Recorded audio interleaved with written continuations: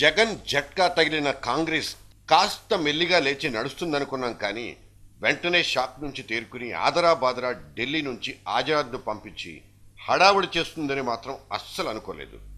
సరే, ఆగమేఘాల మీద వచ్చిన అధిష్టానపు దూతలు గతంలో పొడిచింది లేదు, ఇప్పుడు కొత్తగా పీకేది ఏమీ లేదంటూ యాజ్ యూజువల్గా నాలిక బయటపెట్టి లోపల లాగేసుకున్నాడు కాంగ్రెస్ వృద్ధ జంబుకం. నిజమే, ఆయన లాంటి వాళ్ళు ఎన్నెన్ని చూసుండొచ్చులే అని మనం సరిపెట్టుకుందాం. ఇప్పుడు కాంగ్రెస్ వ్యవహారాల ఇన్ఛార్జిగా మళ్లీ బాధ్యతలు చేపట్టిన ఈ ఆజాదుల వారు గతంలో వైఎస్ పాదయాత్రలు చేసిన జమానాలో మొదటి టర్మ్ చేసినవాడే. అప్పట్లో ఎన్ని మార్లు విజ్ఞప్తులు చేసినా వైఎస్కు మొహం చాటేసిన ఈ పెద్ద మనిషి ఇక రాజమండ్రి దాకా వెళ్లేసరికి వైఎస్ ప్రభంజనం అర్థమై దిగొచ్చాడు. సరే, ఆ తర్వాత శరామామూలే. ఆ మాటకొస్తే ఈ కాంగ్రెస్ ఇన్ఛార్జీలందరూ అంతే. మొదట్లో తెగ బింకాలు పోయిన దిగ్విజయ్ సింగ్ కానీ వీరప్ప మొయిలీలు కానీ వైఎస్ దారిలోకి రాలేదా?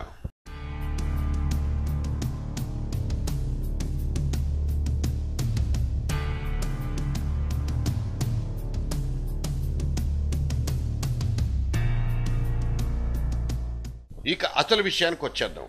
ఆజాద్ ట్రిప్పులో తెలంగాణ ఇష్యూ, కిరణ్ కుమార్ ఒంటెద్దు పోకడల అంశం, జగన్ ఎఫెక్ట్లు టాప్ ప్రయారిటీ ఐటమ్స్. తెలంగాణ ఎమ్మెల్యేలు తాడో పేడో తేల్చుకుంటామని అనుకుంటున్నట్లు మీడియా కథనాలు. అలా తేల్చుకోవాల్సిన పరిస్థితి ఉందేమో కానీ సదరు ఆజాదుల వారి సమక్షంలో తెలంగాణ తాడు తెగ్గొట్టేసి సమస్య పరిష్కారం చేసుకోవచ్చని ఎవ్వరూ అనుకోవడం లేదు. రాష్ట్ర ఇన్ఛార్జి గులాం నబీ ఆజాద్ గారు రాష్ట్రానికి వచ్చారు. ఆ సందర్భంగా తెలంగాణలో ఉన్నటువంటి ప్రజాప్రతినిధులంతా కూడా కలిసి మరి ఇక్కడ నుంచి కలిసి మాట్లాడుకుని మరి గులాం నబీ ఆజాద్ గారికి పోయి కలిసి మాట్లాడాలని చెప్పి తెలంగాణ అంశం పైన వెళ్లి మాట్లాడాలని చెప్పి ఒక నిర్ణయంతో ఇక్కడ మీటింగ్ పెట్టుకున్నాం. సో అందరూ మాట్లాడి ఒక డిసిషన్ మీద ఒకే మాట మీద మరి అక్కడ పోయి ఏం చెప్పాలి, ఏ విధమైనటువంటిది ఉండాలి, అందరూ ఒకే డిసిషన్ తో మాట్లాడతారు. తమ వాదన గట్టిగా వినిపించడం తప్ప ఈ ఎమ్మెల్యేలు ఏమీ చేయలేరన్నది మిగతా ప్రాంత ఎమ్మెల్యేల ధీమా. తామంతా కలిసికట్టుగా ఉండి తెలంగాణ విషయంలో ఒత్తిడి తేవడానికి రాజీనామా అస్త్రాలు ఉపయోగించాలని వాళ్ళు అనుకుంటున్నారని వార్తలు వస్తున్నాయి. ఇటువంటి వార్తలు కొత్తేమీ కాదు. నిజంగా వాళ్ళ పని చెయ్యగలరా? చేసే ధైర్యం ఉందా? అటువంటి ప్రకటనలు చేస్తే తప్ప తెలంగాణలో తమను పట్టించుకోరన్నది వాళ్ళ మనసులో ఉన్న ఆలోచన మాత్రమే. నిజంగా రాజీనామాలే చేసేస్తే అధిష్టానం దిగి రాకుండా ఉంటుందా అంటూ ఇప్పటికే తెరాస పార్టీ నాయకులు కాంగ్రెస్ ఎమ్మెల్యేలని ఎద్దేవా చేస్తున్న విషయం తెలిసిందే. ఇదంతా ఒట్టి త్రాష్, ఐ వాష్ అంటూ కొట్టిపారేస్తున్నారు అందరూ. ఇంతకు ముందు ఇదే ఎమ్మెల్యేలు చలో ఢిల్లీ ప్రోగ్రాములు ఎన్నిసార్లు చేయలేదు? చేసి సాధించింది ఏమిటన్నది ఆన్సర్స్ లేని ప్రశ్నలే.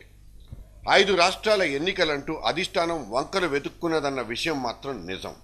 ఇది ఈ ఎమ్మెల్యేలు కూడా కాస్త రిలీఫ్ కోసం సాకుగా చెప్పారే తప్ప నిజానికి గత 3 నెలల్లో సుప్రీంకోర్టు చేతిలో మొట్టికాయలు తిన్న కేంద్రం, ఇక దాన్ని నడిపిస్తున్న కాంగ్రెస్ అధినేత్రి సోనియా ఎన్నెన్ని కఠినమైన నిర్ణయాలు తీసుకోలేదు? తెలంగాణ అంశాన్ని లాగి పొడిగించి వాళ్లు సాధించాలనుకున్నది సాధించారో లేదో ఈ పాటికి వాళ్ళకి తెలుసుండాలి కదా అన్నది ఒక సీనియర్ తెలంగాణ నేత మనోగతం. ఈ ఆజాద్ కొత్తగా వచ్చి చర్చించి కాగితాల మీద రిపోర్టులు రాసి అధిష్టానానికి ఇంకా కొత్తగా చెప్పేదేమీ లేదన్నది ఇక్కడి నేతల మనోగతం. ఇక కిరణ్ కుమార్ రెడ్డి ఏకపక్షంగా వ్యవహరిస్తున్నారంటూ వస్తున్న విమర్శల గురించి మాట్లాడుకుంటే కాంగ్రెస్లో ఈ అసమ్మతి లేనిదెప్పుడు? ఎవరో ఒకరు ఎప్పుడూ ఏడుస్తూనే ఉంటారు. ఈ రోజు ఏడ్చేవాడికి సానుభూతి చూపించాలా అంటారు కిరణ్ వర్గీయులు. అయితే పరిపాలన స్తబ్దుగా ఉంది, వాయిద్యం పూర్తిగా అటకెక్కేసింది, జిల్లాల్లో ఆసుపత్రుల పరిస్థితి దారుణంగా తయారైంది.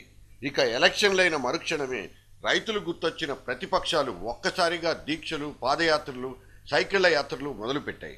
ఇది పసిగట్టిన కిరణ్ సర్కార్ ఒకరోజు ముందుగానే 10 జిల్లాల్లో ధాన్య సేకరణ కోసం ఆదరాబాదరా ఇన్ఛార్జ్ ఐఏఎస్లకు ఆ బాధ్యతలు చూసుకోవాలంటూ హడావిడి చేసింది.